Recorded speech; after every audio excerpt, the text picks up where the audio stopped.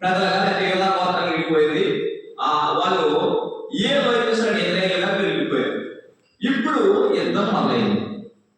ఏం మొదలైంది? యుద్ధాలు మొదలైంది. ఎవరికెవరికి? యెరొబోము అనే ఒక రాజు ఇశ్రాయేలు ప్రజలకు రాజు అయ్యాడు. అతడేమన్నా చెప్పిన యెరూషలేముకి వెళ్ళవద్దు. యెరూషలేము ఎక్కడుంది? ఈ 2 గోత్రాల దగ్గర ఉన్న యెరూషలేముకి మీరు వెళ్ళవద్దు. కాబట్టి మీకు దేవుడు తయారు చేస్తానని చెప్పాడు. ఆ దేవుడు ఎవరంటే ఏం తయారు చేసినప్పుడు యెరొబోము 2 తయారు చేసి ఒకటి గాజులను ఒకటి పెట్టి 2 పెట్టి వాళ్ళిద్దరితో ఏమన్నా చెప్పినా ఇదే మీ దేవుడు అన్నాడు. ఎందుకంటే దేవుడు బొమ్మ ఏం చెప్పినా దూడ తయారు చేశాడు. ఏంటంటే దూడ బొమ్మ తయారు చేసి ఇదే దేవుడు అన్నారు.